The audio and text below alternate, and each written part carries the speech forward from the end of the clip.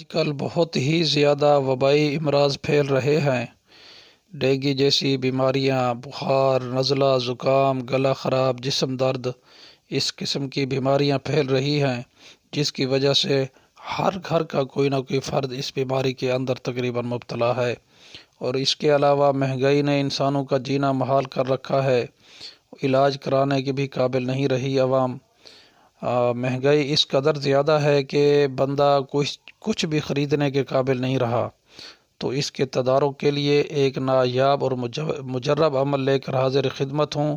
اگر آپ اس پر عمل کریں گے تو انشاءاللہ مہنگائی اور بیماریوں سے آپ کی جان چھوٹ جائے گی۔ بسم اللہ الرحمن الرحیم۔ السلام علیکم ورحمۃ اللہ وبرکاتہ۔ آپ ناظرین خیر و عافیت سے ہوں گے۔ اللہ تعالیٰ آپ کو اپنے حفظ و امان میں رکھے، اپنا خاص فضل اور کرم فرمائے، آمین۔ آج کا عمل بتانے سے پہلے آپ سے گزارش ہے، اگر آپ ہمارے چینل پر نئے آئے ہیں تو ہمارے چینل کو سبسکرائب کریں اور گھنٹی کے بٹن کو پریس کریں تاکہ ہمارا آنے والا ہر عمل اور وظیفہ آپ تک بآسانی پہنچ سکے۔ حضرت عبداللہ بن عمر رضی اللہ عنہ سے روایت ہے کہ رسول اکرم صلی اللہ علیہ وآلہ وسلم نے فرمایا، میں خدا کی پناہ مانگتا ہوں 5 چیزوں سے کہ تم ان کو پاؤ۔ جب کسی قوم میں فحاشی یعنی شراب نوشی، بدکاری، ناچ گانے اعلانیہ ہوں گے تو پھر ایسی وبائی بیماریاں پھیلیں گی، ایسی بیماریوں میں مبتلا ہوں گے جو ان سے پہلے لوگوں میں کبھی نہ ہوئی تھی۔ جب کوئی قوم ناپ تول میں کمی یعنی تجارتی بدعنوانیاں، چور بازاری کرے گی تو ان میں قحط، مصیبت اور حکام کا ظلم ہوگا۔ جو کوئی قوم زکوٰۃ نہیں دیتی تو اللہ تعالیٰ ان پر باران رحمت روک دیتے ہیں۔ اگر جانور نہ ہوتے تو کبھی ان پر بارش نہ ہوتی۔ جب کوئی قوم اللہ اور اس کے رسول صلی اللہ علیہ وآلہ وسلم سے عہد شکنی کرتی ہے تو اللہ تعالیٰ غیر قوم سے ان کے دشمن کو ان پر مسلط کر دیتے ہیں، جو ان کے مال یعنی دولت، تجارت اور زراعت کو زبردستی چھین لیتے ہیں۔ جب مسلمان حاکم اللہ کی کتاب پر عمل نہیں کرتے اور جو اللہ نے نازل کیا ہے اس کو اختیار نہیں کرتے، شریعت نافذ نہیں کرتے تو اللہ تعالیٰ ان میں لڑائی یعنی خانہ جنگی کرا دیتے ہیں۔ حضرت عائشہ صدیقہ رضی اللہ عنہا نے فرمایا، جب لوگ زنا اور شراب نوشی بے باکی سے کرتے ہیں اور گانے بجاتے ہیں تو اللہ کو آسمان پر غیرت آتی ہے اور زمین کو حکم فرماتے ہیں کہ ان کو ہلا ڈال، یعنی زلزلہ آتا ہے۔ ان احادیث سے صاف ظاہر ہے کہ کچھ گناہوں کے عام ہونے سے کئی مصائب کا نزول ہوتا ہے، کیونکہ ان مصائب کے اسباب قوم کی نافرمانیاں اور بداعمالیاں ہیں۔ اس لیے ان کا علاج بھی اصلاح اعمال اور گناہوں کی بخشش مانگنے سے ہی ممکن ہے۔ اسلامی ممالک میں اتحاد کی بجائے انتشار اور پاکستان میں شدید پارٹی بازی، مخالفت، بدامنی اور انتشار ادنی عذاب کی صورت اختیار کر رہا ہے۔ ان سب بنیادی سبب دنیا اسلام کی بداعمالیاں ہیں۔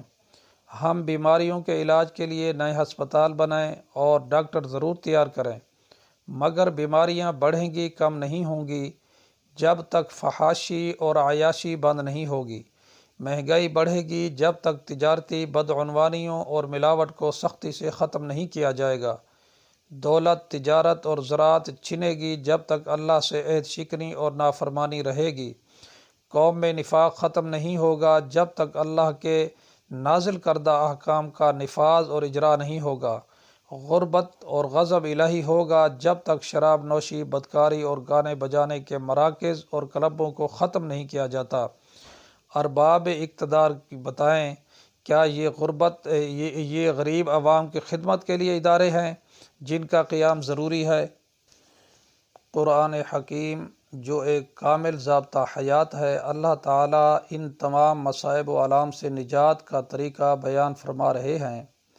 اللہ تعالیٰ ان کو ہرگز عذاب نہیں دیں گے اگر وہ گناہوں سے بخشش مانگتے رہے۔ البتہ ہم نے ان کو عذاب میں پکڑا، مگر وہ لوگ نہ تو اپنے رب کے سامنے گڑ گڑائے اور نہ ہی عاجزی کی، یہاں تک کہ جب ہم سخت عذاب کا دروازہ کھول دیں گے تو وہ حیرت زدہ ہو جائیں گے۔ ڈرو ایسے فتنے سے جو صرف ان تک جو تم میں ظالم ہے محدود نہیں رہے گا، بلکہ دوسرے نیک لوگ بھی اس میں مبتلا ہو جائیں گے، اور یقین کر لو اللہ تعالیٰ سخت عذاب دینے والے ہیں۔ قرآن کریم میں اللہ تعالیٰ نے پرزور الفاظ میں بتایا ہے، اگر قوم اصلاح اعمال کے ساتھ عاجزی کرے گی اور گناہوں کی بخشش مانگے گی تو اللہ تعالیٰ کو مصائب و عذاب میں مبتلا نہیں کریں گے۔ اللہ تعالیٰ ان کو مصائب و عذاب میں مبتلا نہیں کریں گے۔ اگر فحاشی، عیاشی اور ظلم عام ہوگا تو ظالم کے ساتھ نیک لوگ بھی پس جائیں گے، کیونکہ انہوں نے اپنی اہم ذمہ داری سے روگردانی کی اور معاشرے کی اصلاح کے لیے کوئی کوشش نہ کی۔ ان کی نیکی صرف ان کی ذات تک محدود رہی۔ رسول اکرم صلی اللہ علیہ وآلہ وسلم نے ہمیشہ ایسے عذاب سے پناہ مانگی ہے۔ اللہ تعالیٰ نے حضرت یونس علیہ السلام کو 3 دن کے بعد مچھلی کے پیٹ سے نجات دی اور فرمایا کہ اگر وہ تسبیح لا الہ الا انت سبحانک انی کنت من الظالمین نہ کرتے تو قیامت تک مچھلی کے پیٹ میں رہتے۔ اگر اللہ کے پیارے نبی کی نجات بخشش مانگے بغیر نہیں ہوتی تو ہماری نجات کیسے ممکن ہے؟ جب تک ہم دل سے نادم نہ ہوں، گناہوں کو ترک کر کے توبہ اور عاجزی نہ کریں۔ ارشاد رب العزت ہے، یونس علیہ السلام تسبیح کرنے والے نہ ہوتے تو یقیناً وہ قیامت تک مچھلی کے پیٹ میں رہتے۔ اللہ تعالیٰ کے ارشاد کے مطابق مصائب کے وقت وَاسْتَعِینُوا بِالصَّبْرِ وَالصَّلَاةِ اور مدد مانگو صبر اور نماز کے ساتھ، پر عمل کرنا ضروری ہے۔ یعنی اللہ تعالیٰ سے دست بدعا ہونا اور عاجزی سے مدد مانگنا، اعلیٰ حوصلہ اور صبر کا مظاہرہ کرنے اور نماز ادا کرنے سے دل کو سکون حاصل ہوتا ہے اور غم جاتا رہتا ہے۔ کیا ہمارے اکابر اور عام مسلمان عاجزی سے اللہ کی مدد مانگتے اور نماز ادا کرتے ہیں یا کرتے تھے؟ ہمیں اللہ تعالیٰ کے ان احکام پر ایمان لانا ضروری ہے کہ اللہ تعالیٰ کی اطاعت میں انعامات کی عطا ہوتی ہے اور نافرمانی سے غضب الہی سے مصائب نازل ہوتے ہیں۔ اتقاء سے روحانی اور مادی ترقی کامیابی کی راہ نکلتی ہیں، گناہوں سے ترقی اور کامیابی کی راہ بند ہوتی ہیں۔ گناہ چنگاری کی طرح چھوٹا ہو یا بڑا خطرناک ہے، کیونکہ یہ آگ لگا سکتی ہے۔ جب معاشرہ چھوٹے گناہوں سے بڑے گناہوں کی طرف بڑھتا ہے اور جب نافرمانی عام ہو جائے، وعظ و نصیحت انفرادی اصلاح نہ ہو تو اسی طرح مصائب بھی بڑھتے جاتے ہیں۔ مصائب سے نجات کے لیے اجتماعی اصلاح ضروری ہے۔ ہر اسلامی حکومت کو اصلاح معاشرہ کے لیے اصلاحات کرنے چاہیے۔ ان اقدامات کو معمولی سمجھ کر پس پشت ہرگز نہ ڈالنا چاہیے۔ اگر حکومت کی مادی اصلاحات اپنی جگہ قابل تعریف ہیں، مگر یہ ہرگز مصائب کا حل نہیں ہے۔ باطنی و روحانی ارتقاء قوم کی بقا کے لیے ضروری ہے۔ اگر حکام خود ہی اللہ تعالیٰ کے احکام سے بے پرواہ، شریعت کے نفاذ سے عملاً منکر ہیں، دنیا پرست، لالچی اور خائن ہو جائیں، حکومت کے خزانوں کو امانت کی بجائے ذاتی ملکیت سمجھیں، تو پھر آپ بتائیں ہمارے لیے مصائب اور پریشانی کے دروازے کھلیں گے نا۔ اس لیے میں نے کہا کہ ہر انسان کو انفرادی طور پر اپنی اپنی جد و جہد کرنی ضروری ہے۔ کوئی انسان اس سے غافل نہ رہے، ہر بندہ اپنی جد و جہد میں رہے، اس کی اللہ تعالیٰ کی اطاعت، رسول اکرم صلی اللہ علیہ وآلہ وسلم کے بتائے ہوئے طریقوں پر زندگی گزارے اور دوسروں کو بھی اس کی تلقین کرتا رہے اور خود بھی اس پر عمل کرے، تو انشاءاللہ یہ جو مصائب اور پریشانیاں ہیں یہ جاتی رہیں گی۔ جو آج کا وظیفہ ہے وہ بیماریوں سے متعلق ہے، وہ ابھی میں آپ کے سامنے پیش کر رہا ہوں۔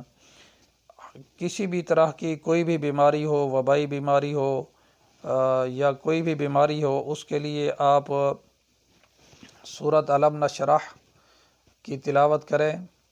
عشاء کی نماز کے بعد 40 روز تک پڑھنے سے مشکل ترین کام آسان ہو جاتے ہیں۔ اس کو پڑھیں اور سوتے وقت اس کو 21 مرتبہ پڑھنے کا معمول بنائیں۔ اس سے ہر قسم کے غم بھی دور ہوتے ہیں اور زندگی میں شب و روز زندگی کے شب و روز بڑے سکون سے گزرتے ہیں۔ یہ آپ نے کرنا ہے۔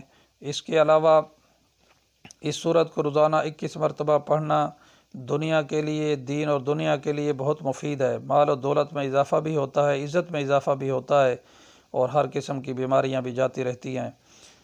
اس پر عمل کریں۔ اللہ تعالیٰ آپ کو کامیابی اور کامرانی عطا فرمائے۔ السلام علیکم ورحمۃ اللہ وبرکاتہ۔